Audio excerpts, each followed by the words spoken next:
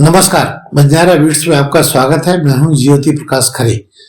आज हम एक ऐसे सीनियर सिटीजन से आपकी मुलाकात करा रहे हैं जिन्होंने अपना पूरा जीवन चिकित्सा के क्षेत्र में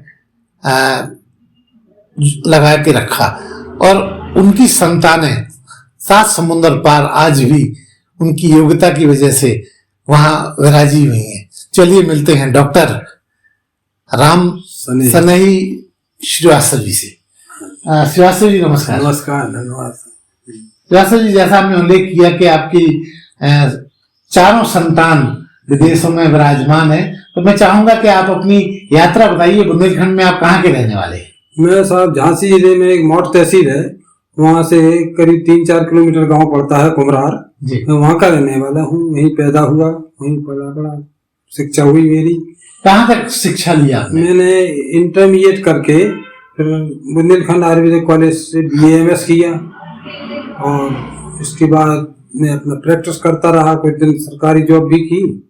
और कहाँ प्रैक्टिस की आपने? हमने गांव में की, मौट में की प्रैक्टिस। अच्छा, फिर जैसा कि आपके बच्चे हुए तो उनकी कैसी शिक्षा दीक्षा हुई और कहाँ आजकल है आपके बच्चे? हाँ, उनकी भी वहीं गांव में 8वीं तक गांव में सबकी शिक्षा हुई और उनको ज्यादातर मैं ही देखता रहा, क्योंकि मेरा ये नियम था कि जैसे ही स्कूल से छुट्टी हो तो बच्चे आते थे तो हम बाहर बैठे उनका बस्ता लेके उनकी हर चीज कॉपी चेक करता था। जो भी गलतियां होती थी तो करते जाते थे उनको, तो इसीलिए। तो आप अपने बच्चों का क्रम से बताइए। मेरे 3 लड़के 1 लड़की है। सबसे पहला मेरा बेटा है, तो उसने वहां से 8वीं पास। क्या नाम है उनका? उसका संदीप श्रीवास्तव। तो उसने वहां से 8वां पास करके इसके बाद फिर मोट से हाई स्कूल करके इंटरमीडिएट करके और वो बीटेक उसने HBTI कानपुर से किया जी। इसके बाद फिर वो बॉम्बे चला गया, तो वहां से MBA किया उसने जमनालाल बजाज से और वो जॉब करता रहा अल्फा लेवल एक मल्टीनेशनल कंपनी में। इसके बाद फिर वो टोरंटो कनाडा में चला गया। आजकल कहाँ है? आजकल वही टोरंटो कनाडा में जी। सेकंड भी उसने 8वां पास किया गांव से। इसके बाद वो एकीकृत छात्रवृत्ति परीक्षा होती है इलाहाबाद जी से, तो उसमें उसका सिलेक्शन हुआ। तो वहाँ GIC में आवासीय छात्रावास में रहा वो 4 साल जी। तो वहाँ पे ये था कि 4 साल ट्यूशन फ्री रहते और रहना खाना सब फ्री रहता है आवासीय वालों का। उसमें बुंदेलखंड से केवल 30 छात्र लिए जाते हैं जी जी। उसमें उसने टॉप किया था। उसमें यहाँ से इंटरमीडिएट करके इसके बाद उसने रुड़की इंजीनियरिंग कॉलेज से करके और अपना GRE टॉफल करके वो USA चला गया कॉलेज असिस्टेंटशिप पे। वहाँ से PhD करके आजकल वो वहाँ बहुत बड़ा वैज्ञानिक रहा जी। उसने PhD भी किया, MBA। क्या नाम है उनका? संजय श्रीवास्तव जी। और उसके बाद उसने तो अपनी कंपनी खोल ली है। एक कंपनी बहुत डेवलप करके उसने काफी वहाँ पे भेज दी, दूसरी भी डेवलप कर ली है जी। अब 3रे नंबर पे कौन था आपका? 3रे नंबर पे बेटी हमारी जी। वो भी इंटरमीडिएट यहाँ से करा के हमने। क्या नाम था उसका? रश्मि श्रीवास्तव जी। तो उसका KRG से BSc करा के हमने बड़े बेटे के साथ बॉम्बे भेज दिया उसको। तो वहाँ से उसने MBA करके और वहीं से जॉब करती रही। फिर वो कंप्यूटर सीख लिया उसने वहाँ पे। तो वहाँ की 10 साल तक वो कुवैत में रही, वहाँ जॉब किया। अब इसके बाद आ गई है, आजकल वो नोएडा में है, एक मल्टीनेशनल अमेरिकन कंपनी में है, वो काम कर रही है IT कंपनी में मैनेजर है वो। उसके बाद एक छोटा बेटा मनीष है, तो उसने भी BTech करके और उसके बाद वो यहाँ पे जॉब करता है सत्यम कंप्यूटर्स वगैरह ने। तो सत्यम कंप्यूटर्स ने उसको पहले 1.5 हफ्ते के लिए USA भेजा, तो वहाँ अच्छा काम रहा उसका।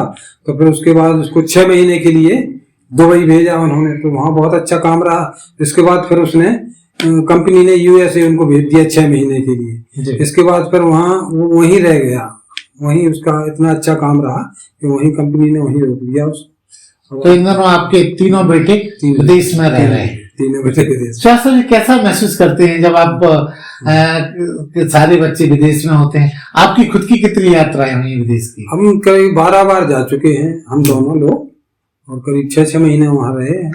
हमदोनस मतलब आपकी पत्नी? हाँ, हमदोनस। उनका क्या नाम है? श्रीमती प्रेम श्रीवास्तव जी। उनका भी बहुत बड़ा योगदान रहा बच्चों के बनाने हाँ, में। श्रीवास्तव जी, इसके अलावा आपने हिंदुस्तान में कितना कुछ देखा, घूमा?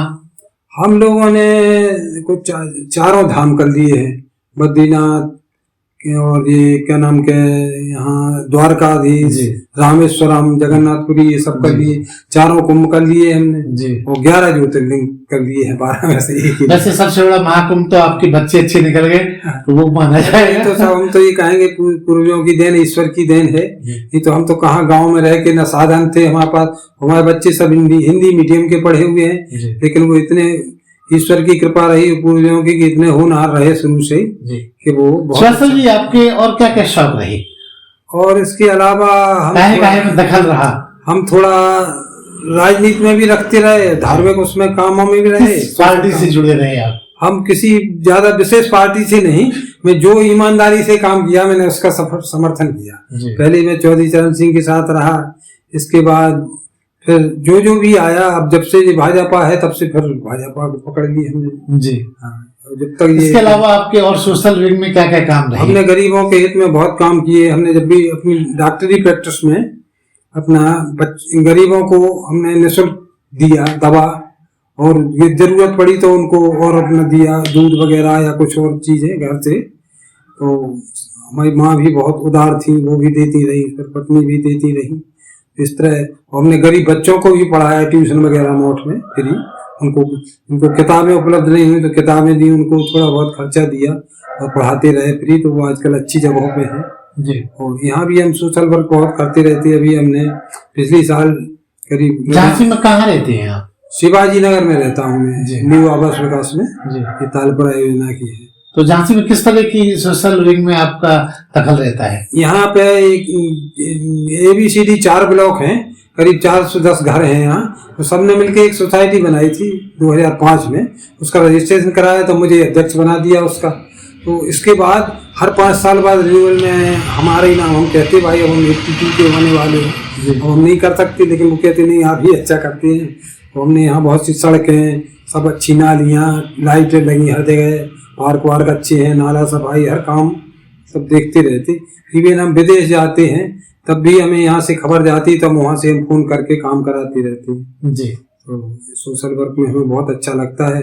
और कोरोना काल में भी हमने बहुत मदद की, मजदूर आए गरीबों की, और यहाँ भी लोगों को बहुत करते रहते हैं। सबको गरीबों को कपड़े बांटते रहते हैं, गर्म कपड़े, और जो कोई जिसको जो मदद होती है थोड़ा बहुत करते रहते हैं।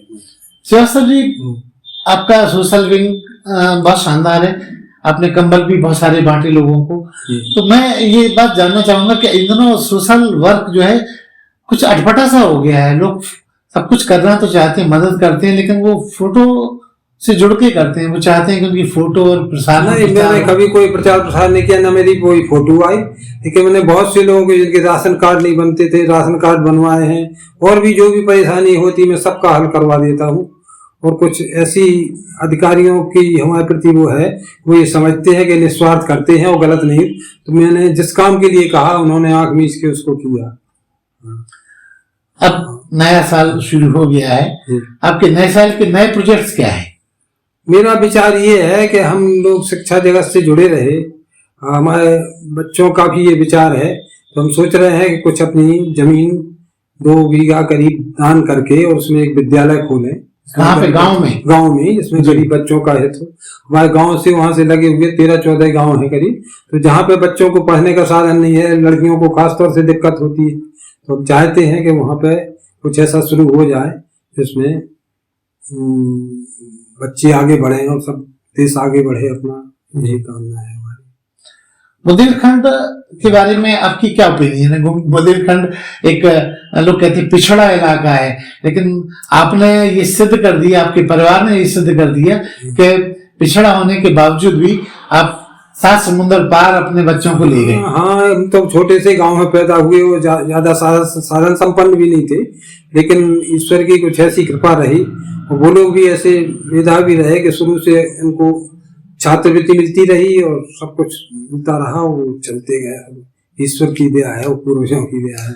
इस पूरी एकेडमिक यात्रा में और बच्चों के बनाने में आपकी जीवन संगिनी का क्या योगदान रहा? बहुत ज्यादा योगदान रहा। उन्होंने हर कदम पे हमारा साथ दिया। अगर वो साथ नहीं देती तो ये संभव नहीं था। उन्होंने बच्चों को बहुत अच्छी तरह से संभाला, पढ़ाया। शुरू में तो उन्हीं ने बोलना सिखाया और पढ़ाया, तो इसके बाद फिर जब वो ज्यादा हो गए तब हम पढ़ाने लगे। लेकिन मतलब संस्कृत हिंदी में तो बहुत ही अच्छा उन्हीं ने किया। हमारे बच्चों की हिंदी में भी डिस्टिंक्शन आ जाता है, जो करेंगे साइंस साइड में बच्चों की नहीं आती है डिस्टिंक्शन हिंदी में। श्रीवास्तव जी, बंजारा बीट्स एक एकेडमिक इंफॉर्मेशन देने वाले एक अनोखा चैनल है।